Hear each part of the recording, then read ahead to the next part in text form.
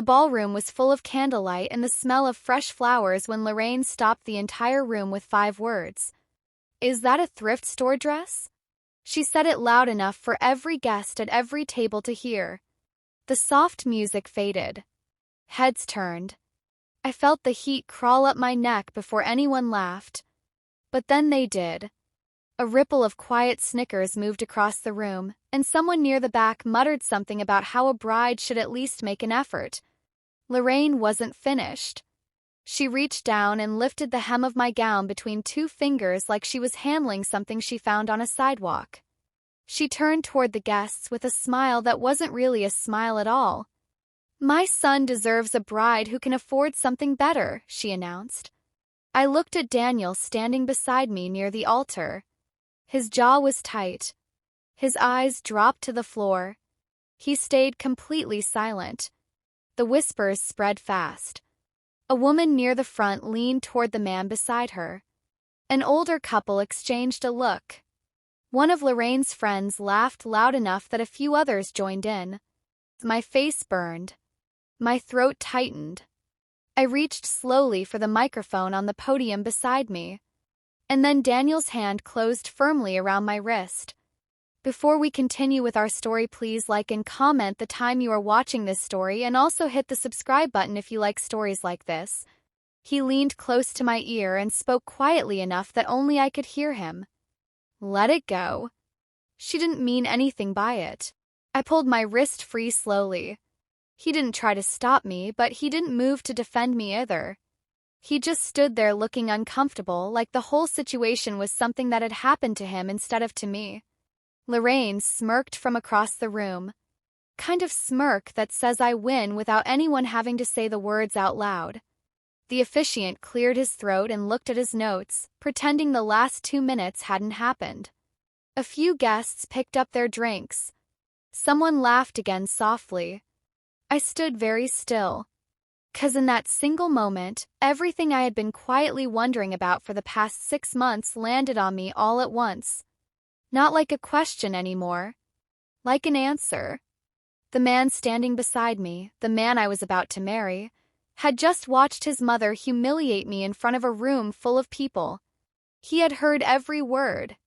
He had seen every face turn toward me. And his response was to squeeze my wrist and ask me to stay quiet.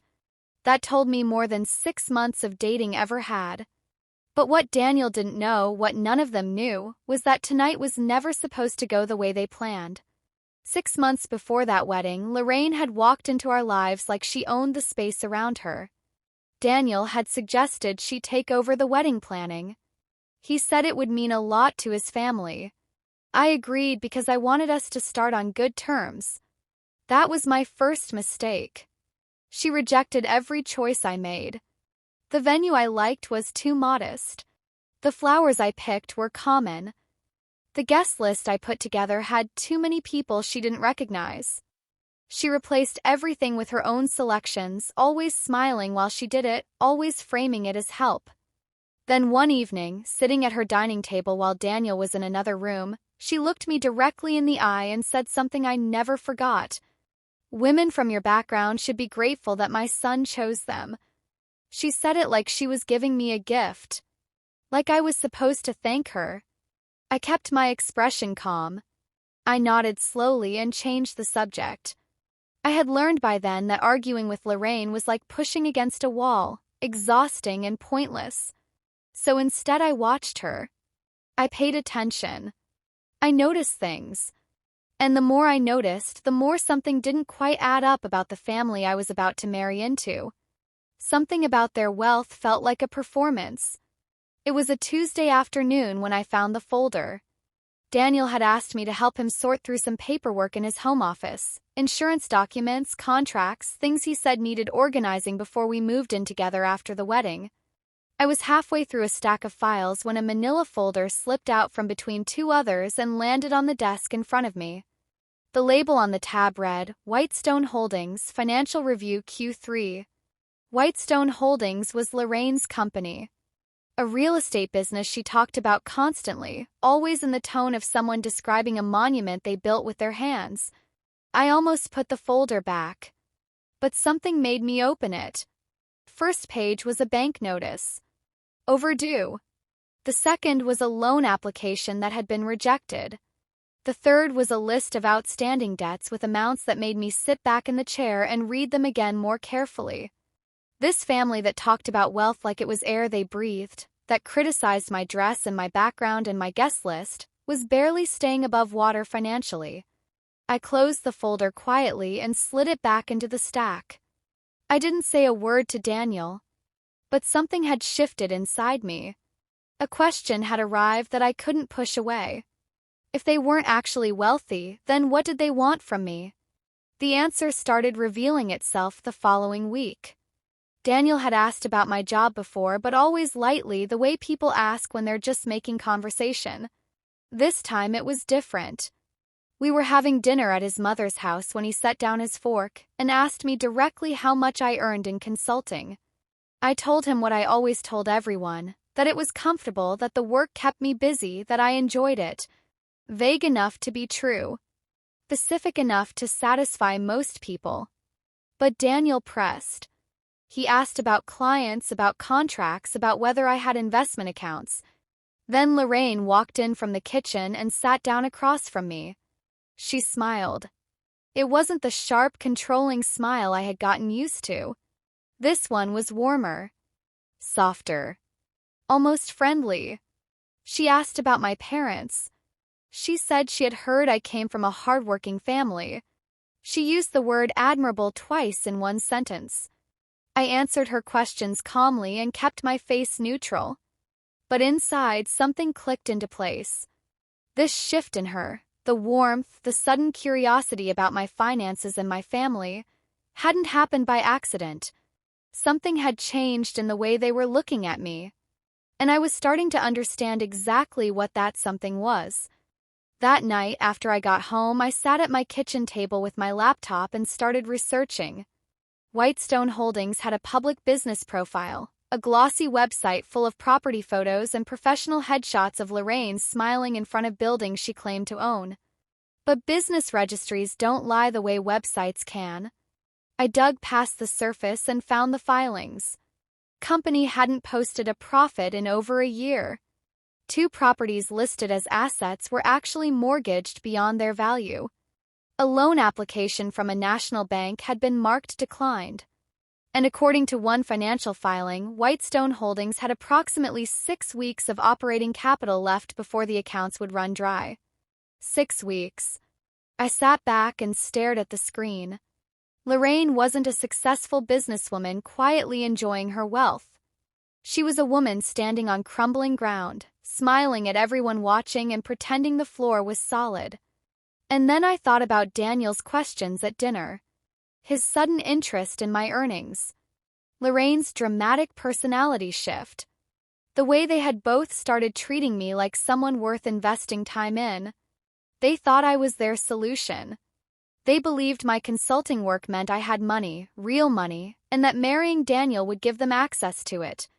I closed the laptop slowly, and I started making my own plans.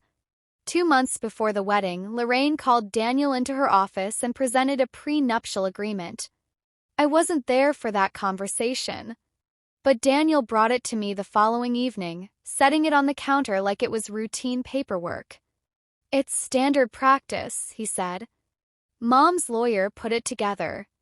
Just protects both sides." I picked it up and read through it slowly. Most of it was what people expected from a prenup, property division, financial separation in the event of a divorce.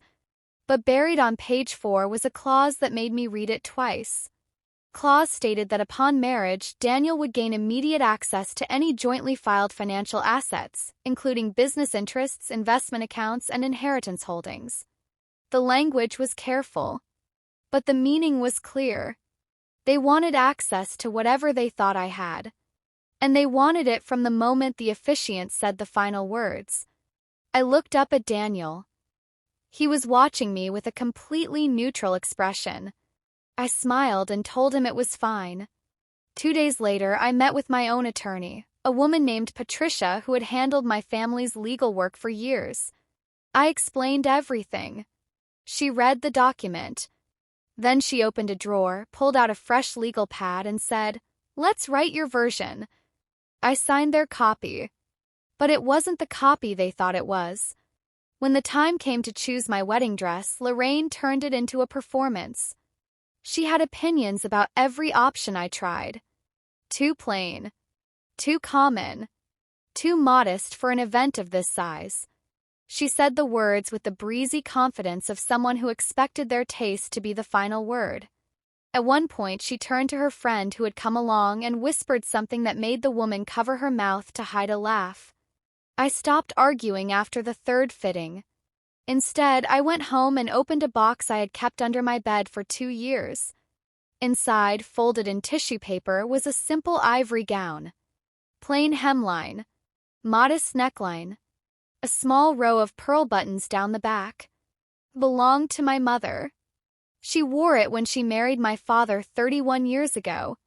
They had no money then, barely enough to cover the ceremony. But she had looked at him from across that small room like he was the only thing in the world worth looking at. She passed away 2 years ago. The dress was the one thing of hers I had kept for myself. I took it out of the box and held it for a long time. Then I decided that this was the dress I would wear. Not because I had no other choice, but because everything I needed to say that night was already stitched into it.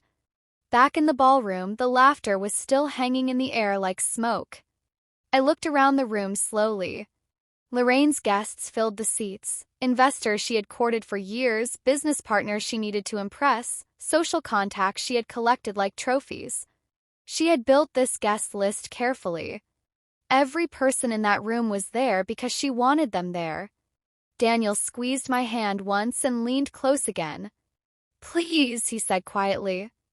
"Don't make a scene." Something snapped. Not loudly. Not dramatically. More like a thread that had been pulling tight for months finally giving way all at once. I looked at him for a long moment. His eyes were not asking me to stay calm. They were asking me to disappear. To shrink. To absorb the humiliation silently and let the evening continue as though nothing had happened. He had let his mother plan everything, control everything, say everything, and when she crossed a line he couldn't miss, he chose his own comfort over my dignity. That was the moment I fully understood what the next hour needed to look like. I stepped away from him. I walked to the podium where the officiant had stepped back from, and I picked up the microphone with both hands. The room went very quiet. I took a slow breath and looked out at the room. "I want to thank Lorraine," I said. My voice came out steady. Calm. No trembling, no heat in it. Just clear and even, the way you speak when you know exactly what you're going to say before you say it. A few people straightened in their chairs. The kind of quiet that settles over a room when it's not sure whether to keep laughing or start listening, that kind of quiet. Lorraine stood near the front table with her arms folded. The smirk was still there, but it had grown slightly uncertain around the edges. She tilted her head and looked at me with the expression of someone who expected a quick, embarrassing speech that would end with her winning again. "She pointed out my dress," I continued. "And she's right that it's not expensive. It's not designer. You can't find it in any boutique, and no stylist on earth would recommend it for a wedding like this." A soft murmur moved through the room. I looked down at the gown for a moment, at the simple ivory fabric, at the small pearl buttons, and then I looked back up. "But this dress has a story," I said. "And I think tonight is exactly the right time to tell it." Lorraine rolled her eyes slowly and whispered something to the woman beside her. The room was waiting. I kept my voice low and even because some things don't need volume to land. "This dress belonged to my mother," I said. "She wore it on the day she married my father. They didn't have much money at the time. The ceremony was small. The reception was at a community hall with folding chairs and store-bought cake." I paused for a moment. Not for effect. Just because the memory needed a second of room. But she looked at my father like he was everything. And he looked back at her the same way. I was 7 years old, and I remember thinking that if love had a face, that was it. The room was completely silent now. Even the servers near the back had gone still. She passed away 2 years ago. I kept this dress because it was the one thing that still felt like her when I opened the box. I wore it today because I wanted her here with me. Because the most important day of my life should have something real in it. I could feel the shift in the room. Not just quiet, something softer than quiet. Then Lorraine's voice cut through it. "That's very sweet," she said. "But sentimentality doesn't excuse looking cheap at your own wedding." A few people laughed. Fewer this time. I just nodded. Because I wasn't finished yet. The laugh that followed Lorraine's comment was smaller than the first one. Thinner. Like even the people laughing weren't entirely sure they should be. Daniel stared at the floor again. I looked at Lorraine for a moment without saying anything. She met my gaze with her chin lifted and that performance of confidence she had been wearing all evening. But something in her eyes had shifted. A tiny flicker of something that might have been caution. She didn't know what came next. And she was starting to realize she should have found out before tonight. I turned back to the microphone. "My mother left me something else when she passed," I said. "Besides the dress." The murmurs started again. Different this time. Less amused, more curious. She and my father built something together. Started it when they had almost nothing. Grew it over 30 years. By the time my mother passed, it had become something significant. I watched a few people at the tables lean forward slightly. I've never talked about it publicly. Not because I was ashamed of it, but because I learned early that telling people about money changes the way they treat you. I let that sentence land. It changes who shows up. Changes who stays. It changes why people ask the questions they ask. I paused. And it changes who proposes. The silence that followed was sharp enough to cut. Daniel's head came up. He was looking at me now, fully looking, with an expression I had never seen on his face before. Not anger. Not embarrassment. Something closer to the look a person gets when a door they thought was locked swings wide open in front of them. Lorraine's folded arms had come apart. She was standing very still. I kept going. "My parents built a company together from the ground up," I said. They started with a single government contract, a small road project in a county no one had heard of. My father drove the equipment himself in the early years. My mother managed the accounts from a kitchen table with a calculator and a stack of handwritten ledgers. I watched the room. Over the next 3 decades, they expanded. Infrastructure contracts, bridge construction, state government partnerships. My mother told me once that the secret to their success was simple. They always delivered what they promised, even when it cost them more than they expected. A few people at the back tables were openly checking their phones now. A woman near the front, one of Lorraine's contacts, had gone very still with her wine glass halfway to her lips. I let the silence stretch for 1 more second. Then I said the name. Carter Infrastructure Group. The whispers exploded all at once. The name landed in the room the way a heavy object lands on a quiet floor. Carter Infrastructure Group was not a small company. It was not a local business or a modest regional firm. It was a billion-dollar engineering company with contracts across 14 states. It had appeared in industry publications, in government reports, in business news segments. Everyone in that room who worked in finance, real estate, or development had heard the name at some point. Several guests immediately looked at their phones. I could see the screens lighting up across the tables as people searched. Daniel had turned completely pale. He was standing near the altar with his hands at his sides, and the color had drained from his face so completely that he looked like a different person than the one who had squeezed my wrist 20 minutes ago. Lorraine had not moved. She was staring at me with an expression I had never seen from her before. All the performance, all the loud confidence, all the carefully built superiority, It was evaporating right in front of me. What was underneath it was not what I expected. It wasn't anger. It was fear. 'Cause she recognized the name. She recognized it very well. Carter Infrastructure Group was one of the firms Whitestone Holdings had been approaching for months, desperately trying to secure investment. She had been trying to reach my family's company. I gave the room a moment to breathe. Then I spoke again, and this time my voice was quieter. Not because I was uncertain. 'Cause some things deserve to be said without drama around them.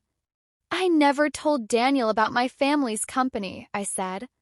Not because I was hiding something dishonest, but because I wanted to know if someone could love me without knowing what I was worth on paper. I looked at Daniel. He looked back at me. His mouth opened slightly and then closed again.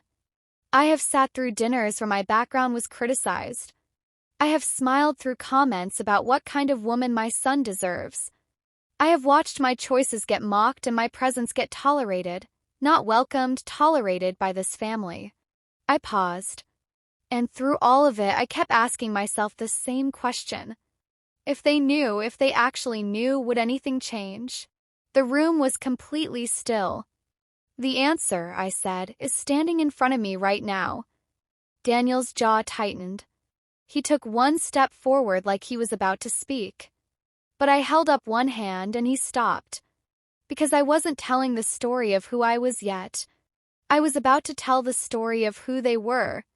And that was the part of the evening that none of them had planned for. I reached into the small clutch bag that had been sitting on the podium beside the microphone stand. I had put it there earlier in the evening, before the guests arrived, before the candles were lit, before anyone noticed. Inside was a folded set of documents. I had printed them 3 days ago and carried them carefully ever since. I set them on the podium and smoothed them flat. Whitestone Holdings, I said, is not a thriving real estate company. Lorraine moved. A sharp, sudden movement, shoulders back, chin up, mouth opening. What are you? It has not posted a profit in over 14 months, I continued, my voice staying steady. 2 of its primary assets are mortgaged beyond their value. A loan application was rejected by First National earlier this year. And based on the most recent financial filings available in the Public Business Registry, Whitestone Holdings has approximately 6 weeks of operating capital remaining. I held up the documents. I have the filings here. The room erupted. Not in laughter this time. In low, urgent voices. Chairs shifted. People leaned toward each other. A man near the left side of the room stood up and walked closer, eyes fixed on the papers in my hand. Lorraine's voice rose above the noise. She's lying. She doesn't know what she's talking about. But 3 of the investors in the room were already reaching for their own phones. The room had changed completely. The mood that had started the evening, that light, polished, carefully arranged atmosphere Lorraine had built over months of planning, was gone. In its place was something heavier and faster moving. Whispers turning into open questions. Guests looking at each other with expressions that weren't polite anymore. Several of the people I recognized from Lorraine's business circles were standing now. A man in a dark suit near the center table was speaking quickly into his phone with one hand pressed over his other ear. A woman in a silver blazer had pulled up something on her tablet and was reading it with the focused expression of someone doing real-time damage assessment. These weren't just wedding guests. Several of them had financial connections to Whitestone Holdings. Lorraine had invited them specifically, to impress them, to maintain relationships she needed, and now they were reading the same information I had just referenced, confirming it for themselves. Lorraine was still standing. But the authority had left her posture. She looked like someone standing in a room where all the walls had quietly moved 3 feet in the wrong direction. She turned to Daniel. He wasn't looking at her. He was looking at me. And the expression on his face, I had seen it before. The moment a person realizes the version of events they built their plans around was never real. He stepped forward. "Elaine," he said. Can we please just let me finish, I said. Quietly. Firmly. He stopped. But the room was already watching him, and the silence that followed his failed attempt to interrupt was louder than anything Lorraine had said all evening.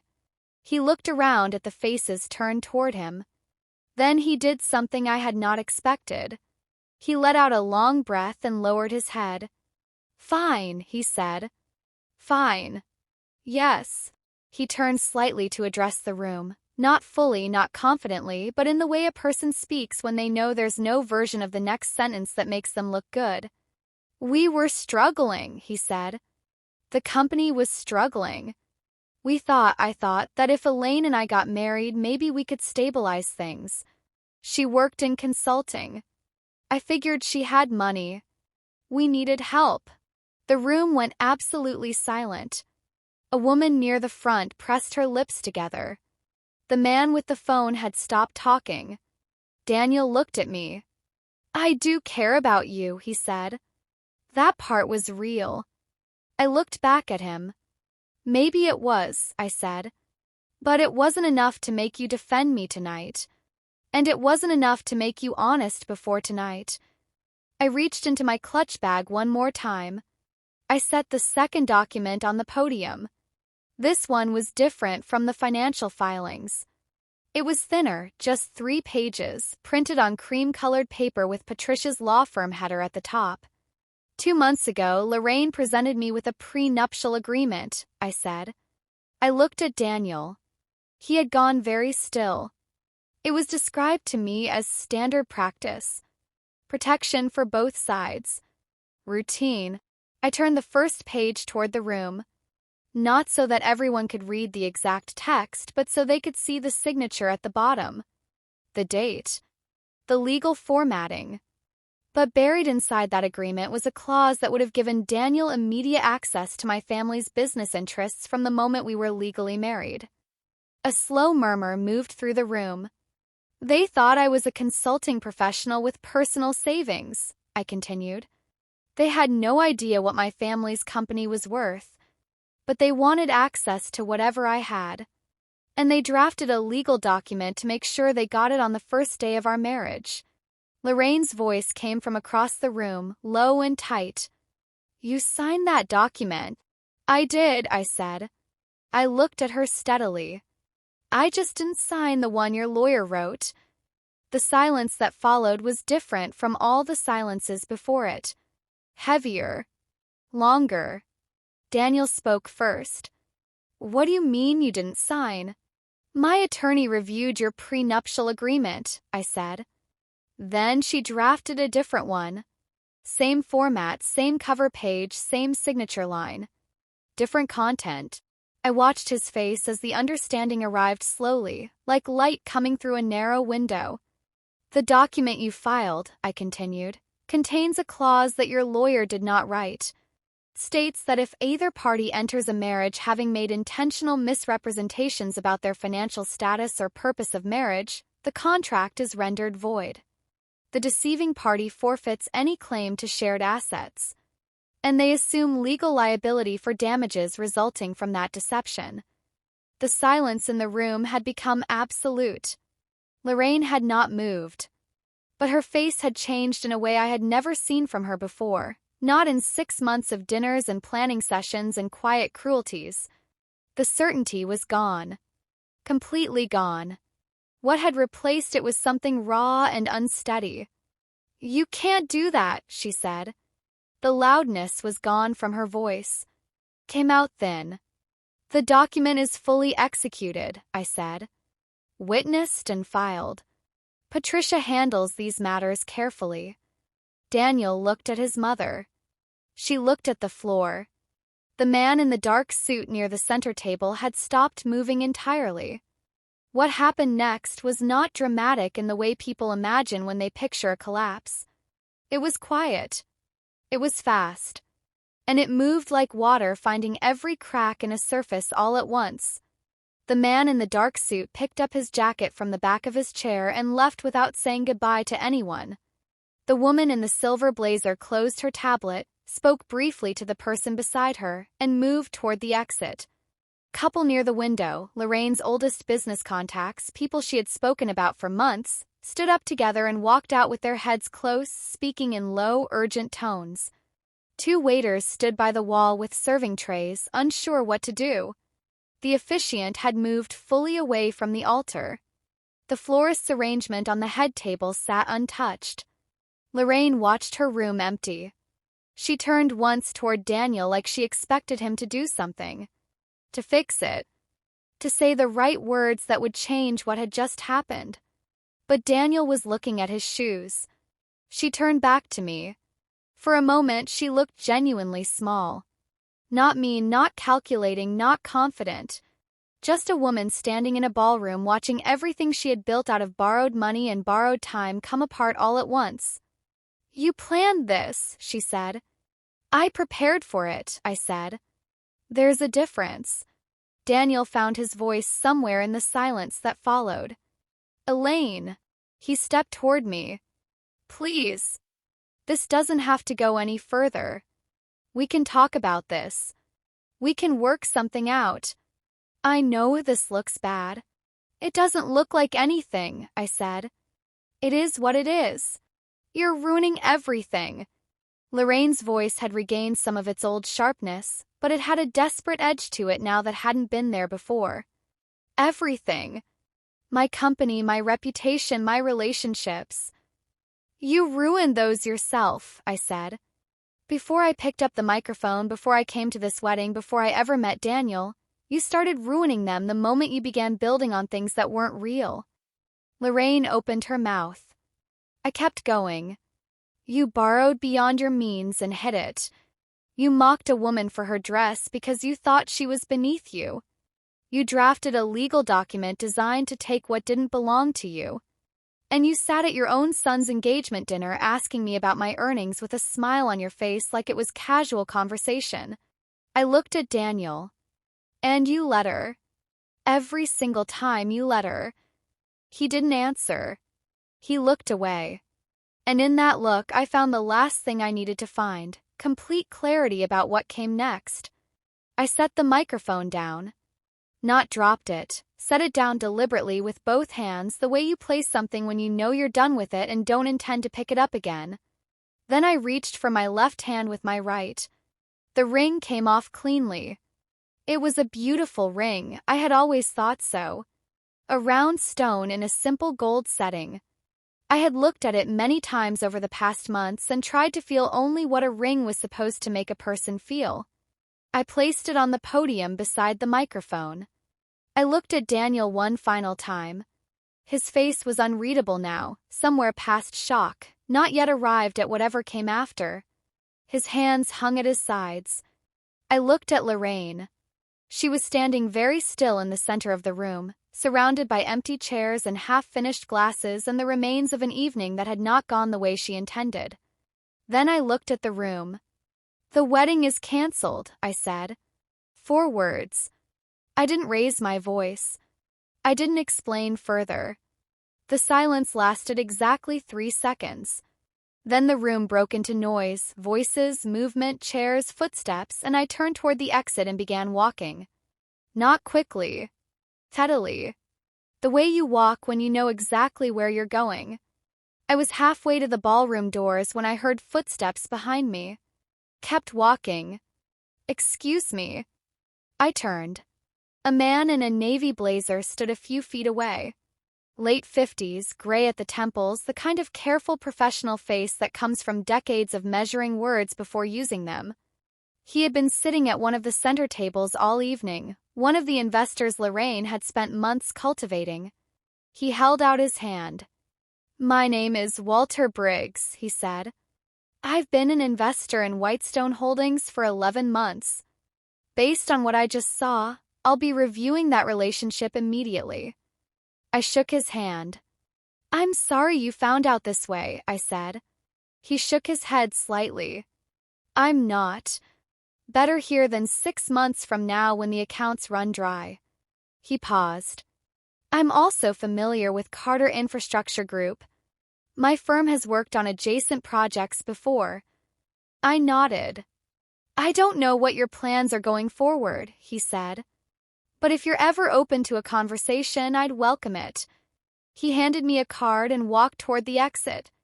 Behind me, I could hear Lorraine's voice rising, sharp and unraveling, trying to explain something to someone who had already stopped listening.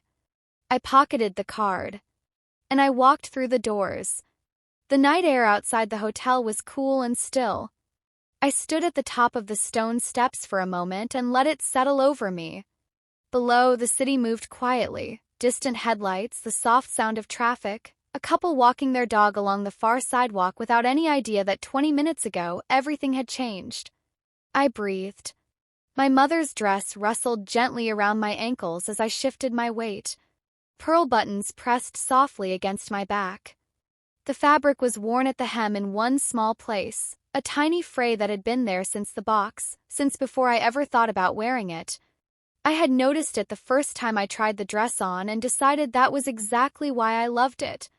Real things show their history. They don't pretend to be untouched.